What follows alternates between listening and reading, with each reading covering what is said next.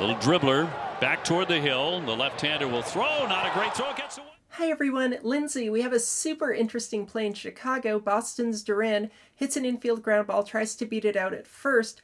Chicago's pitcher Crochet throws the ball away, so Duran keeps on going. He gets to third. Gotta love those 3D graphics. They tell the story. So after the play, Chicago has a mound visit and says, I think the runner missed first. Let's appeal that. Duran says, I think I missed first. That's bad. The rule about appeals says that an appeal can happen prior to the next pitch, play, or attempted play. There are two ways to do appeals. The first way is what we call the real-time appeal or the continuous action appeal. So the base running infraction happens, and during that same continuous action, they go ahead and tag for the appeal. They say he's out. The second way of doing appeals is what we would refer to as the traditional or standard appeal, which is you give the ball back to the pitcher, whether the time goes out or not, doesn't really matter. Pitcher gets onto the mound, engages the rubber. If the umpire needs to put the ball back in play by saying play, that's fine. Either way, the ball becomes live one way or another or stays live. Then the pitcher just throws to the base or steps off and throws to the base. You're actually allowed to do both. And that is a valid appeal, as long as it is before the next pitch, play, or attempted play. Have to try to get something up. Throw it. Here comes the run in to score. Kudos to Boston's Duran. Very smart play. Remember, appeals must be made before the next pitch, play, or attempted play. So Duran doing this tries to distract Chicago to get them to try to make an attempted play on him, which would close the appeal window.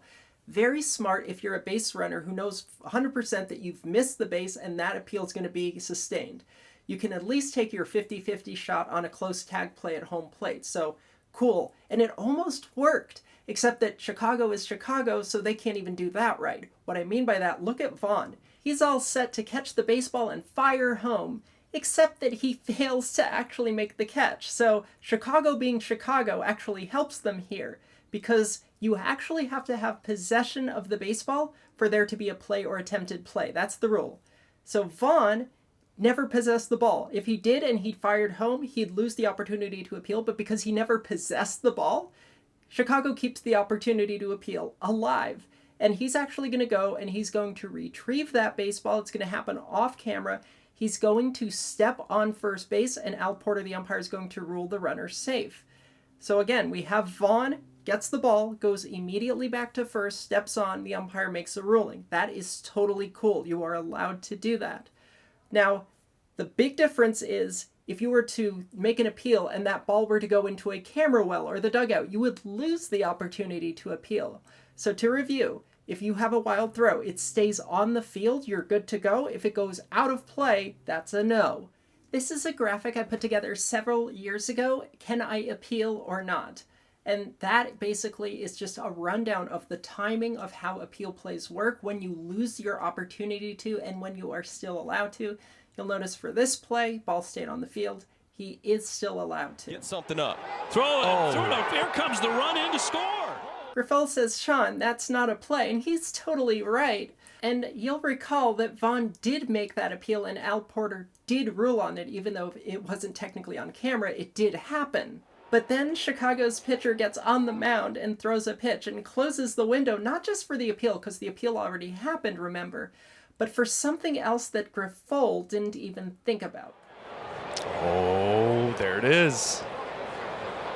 He never got to the bag. Hi again. This is a reviewable play, and they never challenged it. Yes, if the umpire rules something on appeal that you think the umpire got wrong, you can challenge an appeal call.